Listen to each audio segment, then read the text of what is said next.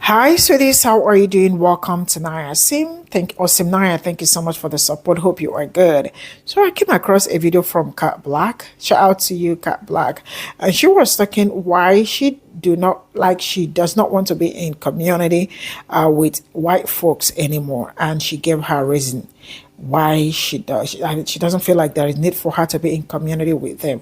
Now I am going to start with, I do not blame anybody saying that they do not want to be in community with these people. Why? Because they have proven themselves unworthy of being in community with. I mean, starting from, okay, before all this, you all know these people better than I do, right? You've lived with these people for decades, you know them better. But the short period that I have been learning more about Black people and getting to understand their history, I have also seen reason why Black people at this point in time do not want to be bothered. Because how are you in community with somebody that will never ever come to rescue you? They only want you to keep rescuing them, but they will never ever want to rescue you. Now, why am I saying this? I'm saying this because I have seen all of them, from white people to other people of color, only taken from Black people, but they never want to give back to Black people. The only thing they want is the only time they will get something from Black people. If not, nothing more. These people have been living with Black people for decades, but still do not understand Black people. How? Let's get into this video. So one of the things I wish people understood is that this is at the crux of most of my criticisms. It's the fact that we actually could reach class consciousness, but so many people literally don't want to. And it's people on the left and the right. Both of them, the white folks, have this inability to see beyond racism and white supremacy as a tool that's manipulating them. People on the left are a little bit more aware of it, but they're still resistant to any substantial conversations about what the actual result of that is for Black people, right? So every single time we end up having this conversation, it just keeps coming back to this, right? We saw this in the Unfuck America tour, right? People were like, well, we could include Black folks, but in all reality, these white people on the right are more likely to listen to white people. And it's one of those things where, are they wrong? No, because that's the system, the way that it's built. But what they miss is that they could choose to not engage in it. And every single time I've tried to have a conversation about this with people, and this is not just about racism. Like, I saw that Baby Bangs was referencing Vosh, right? This is the same shit I had with Vosh. Vosh was being a sexist. I was like, why are you being a sexist? Why are you being misogynistic? It's not necessary to do your leftist politicking. And then it became an argument. Then it became a battle. I see Madeline Pendleton engage in anti-Blackness, and it's, oh my God, why are you guys talking about race? You're making everything about race. It's the same exact reaction we get from people on the right. So I see all of this as the stumbling block. We're always going to end up in this situation because people refuse to understand that these things are tools of manipulation, and then they don't really have the desire to then examine themselves and understand that they're also engaging in it. That's the thing that I think people don't get. And I'm, just to be transparent with you, I know that some people are going to hear this the wrong way, and I don't really care at this point. I'm at the point where I don't think it's very useful for me to do any sort of community building with white people outside of my current partners. And I'm saying that because I actually think for most white people, it's too far gone.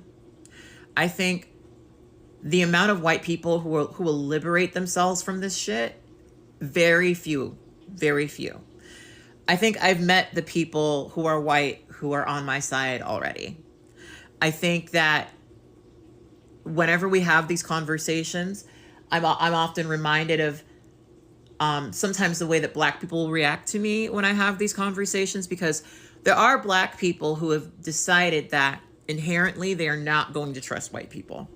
They're not only not going to trust white people, they're not going to use them as a reference point at all for their politics.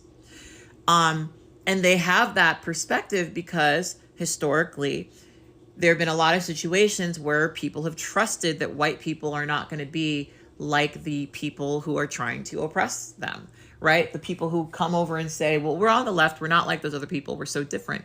And then we see the same things replicated over and over and over again. I appreciate the white people who listen to what I'm saying and want to apply it to my life, and or to their life rather. I think that those are the people who are interested in not being taken by this. But I think for the majority of white people, they're never going to get it. They're never going to get it. It will always be the thing because, and this is something that we're seeing right now happen in this country, right? For a lot of white people, they've always been able to think in the back of their mind that at least they're not a black person, right? This need for black people to exist beneath them is really intense, really intense. And I think it's why whenever I enter into a conversation, especially as a person who is a black woman with a platform, they always struggle to understand why I could have a conversation and not want to usurp them. It's this narcissism that I think a lot of white people are just socialized to have, right? It's something I think they won't ever be able to see beyond. They won't ever be able to see that maybe you're not supposed to be the most important person in the room at all times. Maybe you're not right all the time, right? A lot of white people, they can't liberate themselves from that. They can't allow themselves to be in the back seat. They can't allow themselves to be someone who isn't centered. Yeah, the thing is, I think these white creators, and this is a point I think you guys who are trying to find people to follow and listen to really do need to hear. They lack a perspective. They lack a perspective. They lack what a lot of us who are marginalized in how to say this because I don't want to offend anyone.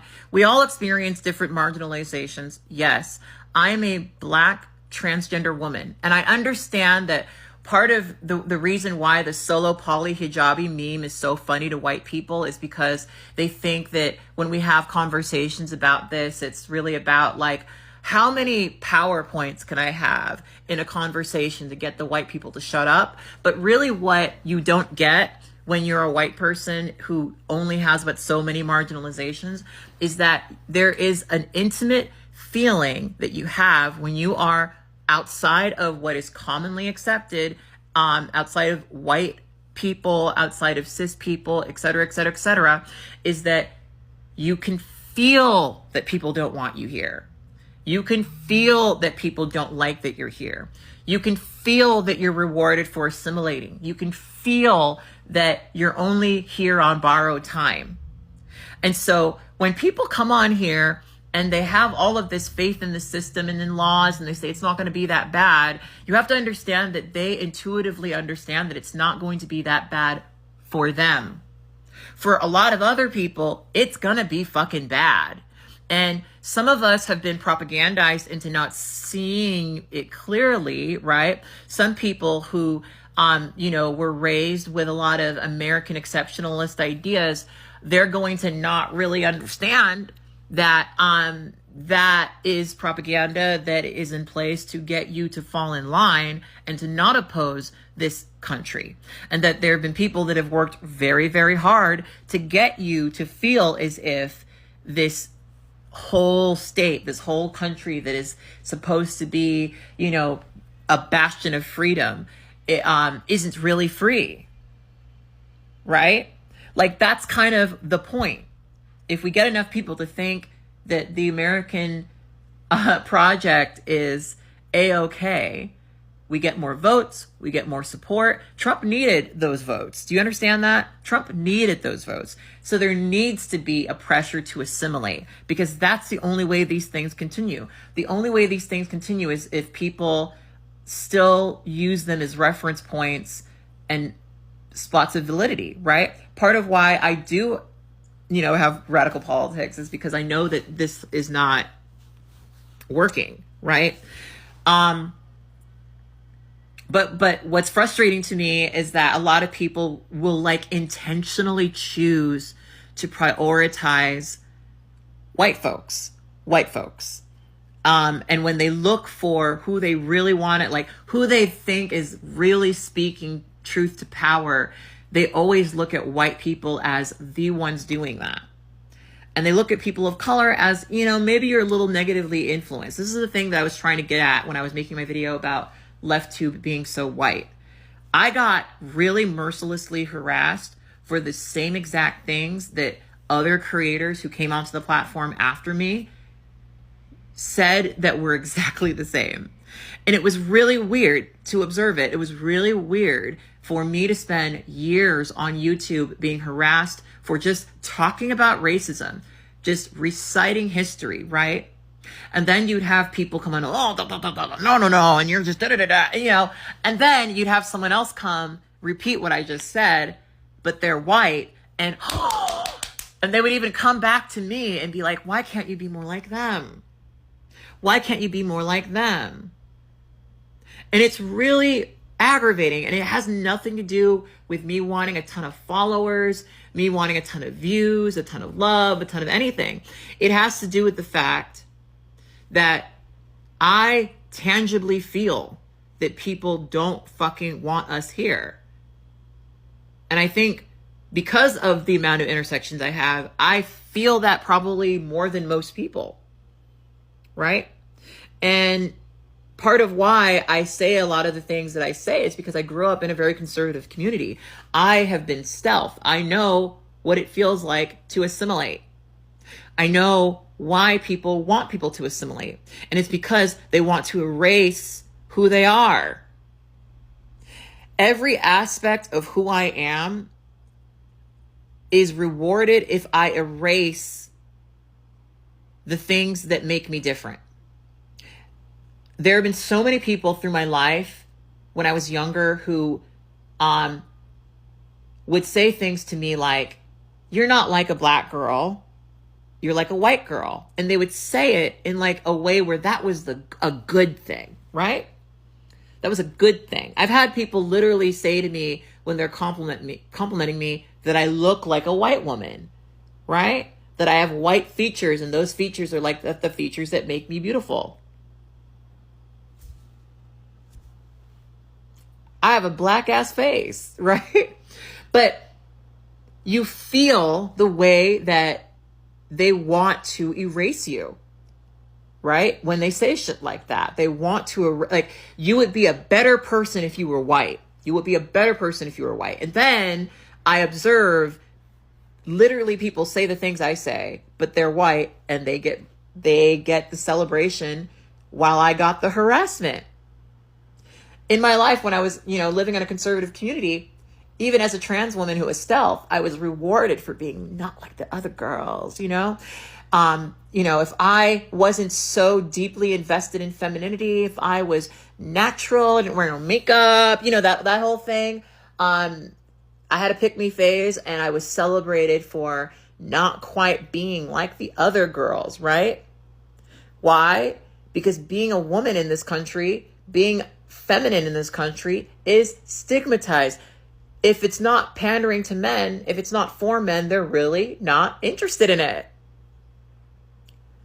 Right? Like, as a trans woman, right? I'm celebrated for being able to pass, being able to be a person that people don't typically know is a trans woman. And even in situations where I've told people, you can tell that they're like, just keep that to yourself, right? Just erase it, just hide it. Because if you erase it and hide it, I can understand you more. Every aspect of who I am. Let's ignore my work, what I say, and how I advocate. Let's just talk about what I live through. It is politicized. And naturally, the result of feeling that over and over again is for me to have a deep understanding of the fact that if they really could, they would genocide us. So I don't look at the laws which historically used to enslave me, laws that historically have not protected me, but so recently, right? I've not been able to look at that shit and say, oh, it's probably going to be okay. And both people are going to be exactly the same and everything's going to work just fine. No, because I've followed the way that people want to erase us, I knew that Donald Trump was a white nationalist administration. I made a video about it 7 years ago. I got harassed for it. People said that I was crazy. People said that white nationalism would never take shape in America. Here we are now. People of color are being rounded up and deported, some of them tossed into oceans, right? And they're making it so that they can denaturalize citizens. And Trump and his ilk are in bed with the for-profit prison industry. Bounty hunters are making money for kidnapping women of color. People of color. I said women of color because I'm immediately thinking about the fact that some people, to my point, have started to pretend to be ICE agents so they can rape women. And so when I go outside, already experiencing what I do, knowing that people barely want me to be here as a Black trans woman, even in California, right?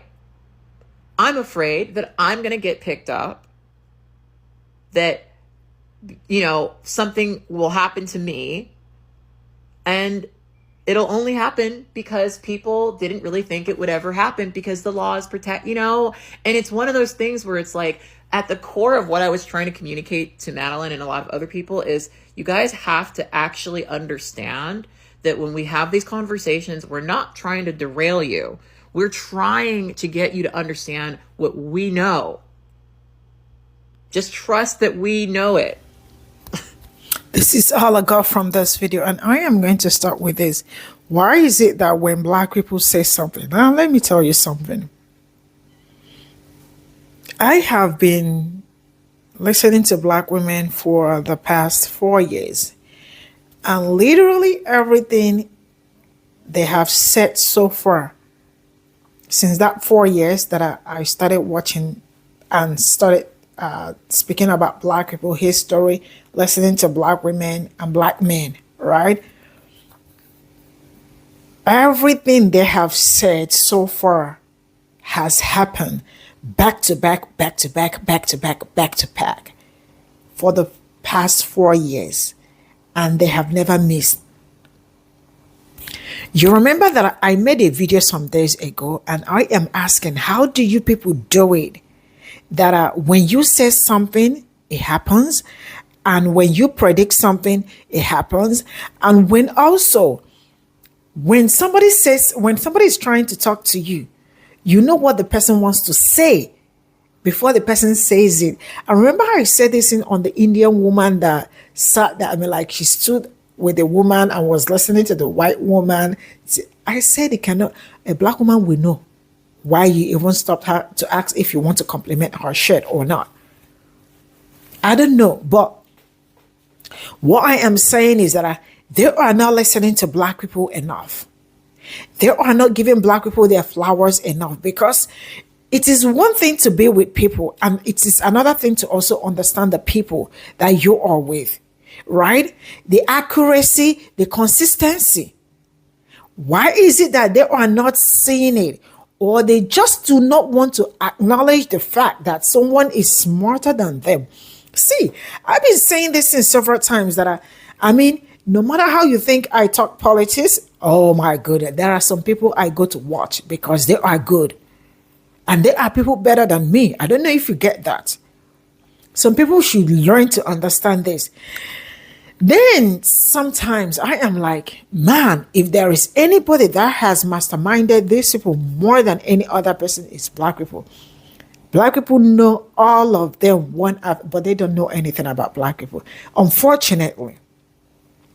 Now, when Black people speak, they do know it is I don't know why they do that, but it is always the audacity for not listening to me when I speak, and then you want to listen to another people when that thing I told you eventually happens. You want to run back to me to say, oh, you actually said it. Why did I not listen? And then, there is something that if I say, oh, why did I not listen? And Okay, that one is a mistake, right? And then the second one, I said something to you and it happened the same way I said it. Do you want to wait for the third, the fourth, the fifth, the sixth, the 67th time? You must be a silly person. I don't want to use a foolish. Where I come from, there is this adage they always say. I will say it. I will say it in Igbo and then translate it in English, right? Nwanyị buru ụkpa, ukpo bụ dada, uborone, ogo ihe dị na the ụkpa ọnụ. That is, when you are carrying something on your head and that thing falls like almost the same place several times, you have to count what you're carrying. You must count that thing that is in the basket to make sure they are complete. Right? When you're carrying something and it falls, you definitely will want to check. Oh, this thing fell. Okay, let me pick them up. Are they complete? So they are not even counting. They are not even. They just like keep living like. I want to say a tribe that lived like that in Nigeria, but some people will come for me. I will leave it like that. That. You know, it is not okay. It is not okay. Black people know the reason why they do not want to be in community with some people, because being in community with, they are not saying that they don't, that, like, you know, if we see and all that, I mean, it's all good, it's all great, but when you people don't listen, it's tiring, it's exhausting, right? They have so many reasons why they do not want to be in community with you people. And I do not blame them, because you all think they do not deserve anything. And that is one thing, like, you know, just like being in a group of friends and all that, you know, there are some people that have cliques. And when they do not, when some of them, sometimes you are in group of friendship and you find out that you are the one that is not even, they do not want you in the group. What do? You look for a way to, you know, a step backward will do you good. Bye for now.